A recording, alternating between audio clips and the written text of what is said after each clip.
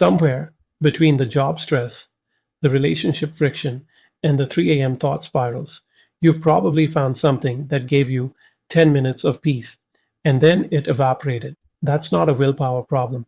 There's a structural reason your calm doesn't stick. And once you see it, the whole game changes.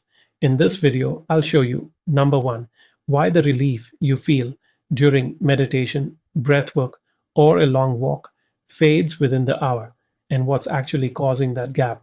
Number two, how the ancient Vedic framework of shanti maps onto what neuroscientists now call top down emotional regulation, and why that matters for building calm that lasts. Number three, the one daily practice that shifts your nervous system's baseline, not just its peaks, so inner peace becomes structural rather than situational. Let's get into it. A woman named Priya, a project manager in her mid 30s, described her situation like this: when the mind thinks about something positive, it leaves a short comment. When it thinks about something negative, it records a podcast. She tried the apps, she'd done the breathing, she journaled.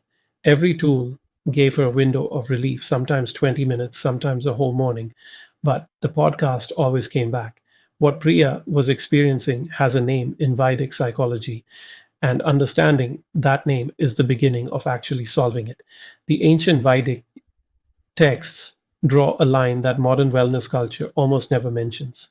On one side of the line is a state called manolaya. On the other is manonasha. Manolaya means temporary mental dissolution. The mind goes quiet. The noise stops. You feel it at the end of a good meditation, or after a long run, or in that first exhale when you finally sit down after a brutal day. It's real, it's not fake, but it's like pressing pause on a recording. The moment the conditions change, the recording plays again. Most inner peace techniques, the apps, the guided sessions, the breathwork protocols, they are exceptionally good at producing manolaya. And that's why the comments on those videos say things like, "It is amazing how 10 minutes can change the rest of your day," said with wonder, but also with a kind of surprise, a fragility, because the change didn't feel like it belonged to them yet. It felt borrowed. Manonasha is different. It doesn't translate cleanly, but the closest rendering is permanent transcendence of the reactive mind, not the mind going quiet, the mind losing its grip as the primary driver of your emotional state. The Vedic tradition wasn't describing a feeling you chase, it was describing a structural change in how consciousness is organized. Neuroscience has a parallel distinction, and it's worth knowing. Reactive coping is what happens when you respond to stress after it arrives. You're flooded, you breathe, you come down. Top down emotional regulation is different. It's the brain's prefrontal cortex maintaining enough engagement with a stable internal reference point that the stress signal gets modulated before it floods the system. You're not recovering from the wave.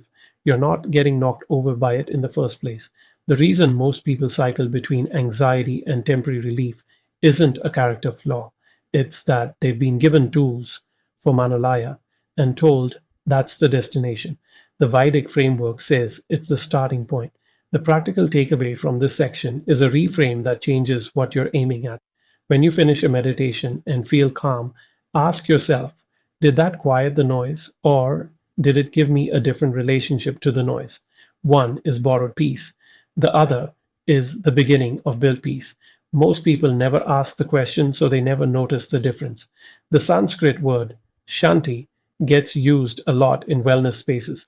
It usually shows up at the end of a yoga class, chanted 3 times, and most people treat it as a kind of verbal punctuation. But the original meaning is precise, and it's worth sitting with. Shanti doesn't mean calm in the way we use the word. It doesn't mean the absence of noise. The root of the word points towards something more like a fire that has been fully satisfied. Not extinguished, satisfied. There's no more fuel left for agitation. The Bhakti tradition in particular describes Shanti as the natural state of consciousness when the heart's energy is no longer scattered across 100 competing desires and fears. This is where the Vedic framework makes a move that most modern psychology hasn't quite caught up to. It says, the problem isn't that you have too much stress.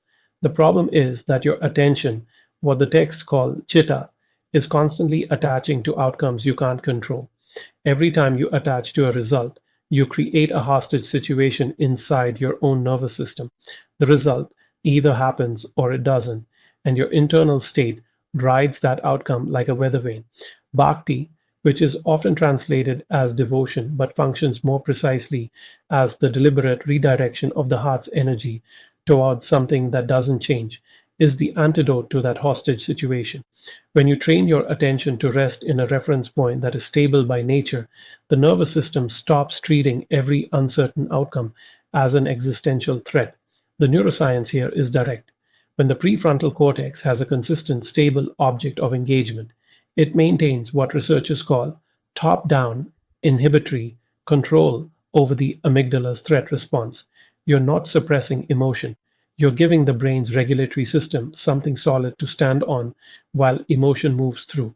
The monks who developed these practices didn't have fMRI machines, but they were describing exactly this mechanism when they said that a mind resting in the divine is a mind that cannot be shaken by the world.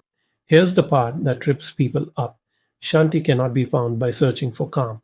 Every time you try to grab peace, you're proving to your nervous system that you don't have it, which activates the seeking circuit, which is the opposite of regulation. The Vedic teachers were explicit about this. You don't pursue Shanti, you remove the conditions that prevent it. The calm is already there, under the noise. The practice is subtraction, not addition. That distinction, subtraction, not addition, is why people who pile on more techniques often feel more anxious, not less. They're adding more things to manage. The inner peace techniques that actually work over time are the ones that train you to want less from the external world, not the ones that give you more tools to cope with it. There's a man I'll call David. He came to this work after losing his job and going through a separation at the same time. His description of that period: I recently lost my job and having troubles with marriage and kids, just a lot. Anxiety kicked into overdrive. He'd been meditating for 2 years. He had a whole toolkit. And when real pressure arrived, the toolkit felt like it was made of paper. What David was missing wasn't more techniques. He was missing what the Vedic tradition calls abhyasa with vairagya, consistent practice combined with non attachment to the results of the practice. Most people do the first part and skip the second. They meditate, but they meditate to feel calm, which means the meditation is another hostage situation. If it works, they feel good. If it doesn't, they feel worse than before. The structural practice I'm describing has three components, and none of them are exotic. The first is what the texts call svadhyaya, self study, not journaling in the sense of processing your feelings, more like a daily audit of where your attention went. What outcomes were you holding hostage today? What did you need to go a certain way in order to feel okay? 5 minutes. Not to judge the answer, just to see it clearly. Seeing it clearly is the beginning of loosening it. The second component is what Bhakti calls anusmarana, continuous remembrance. This doesn't require religious belief. What it requires is a stable internal reference point that you return to repeatedly throughout the day. For some people, that's a phrase.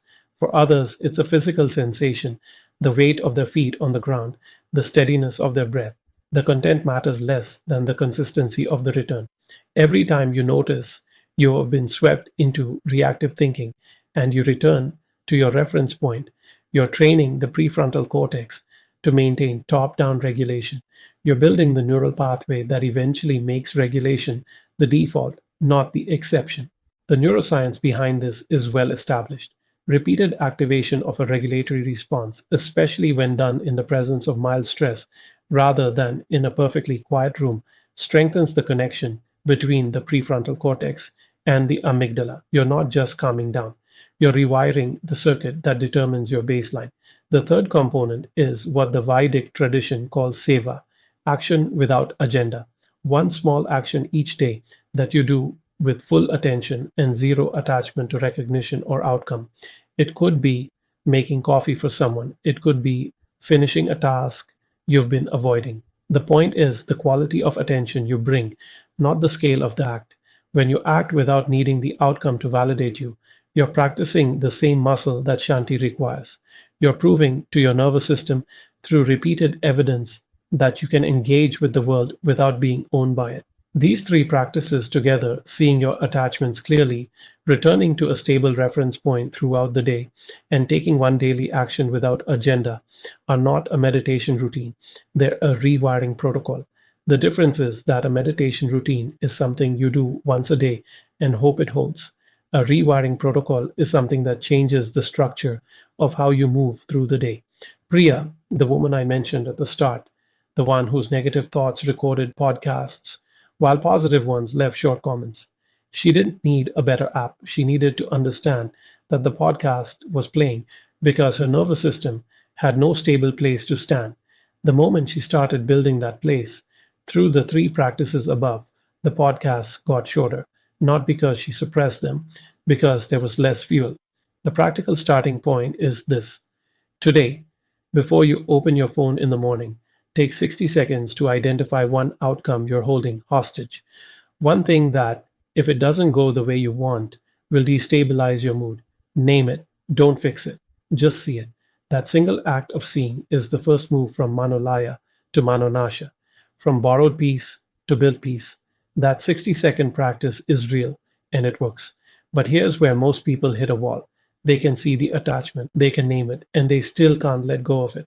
If you've tried the practices, the journaling, the breath work, the mindset work, and you're still cycling back to the same anxious baseline, that's not a sign you're doing it wrong. It's a sign there's something specific in your situation that needs a clearer diagnosis. I do free one on one consultation calls, 15 to 30 minutes, no pitch, no agenda, other than figuring out exactly where you're stuck and what the next real step looks like.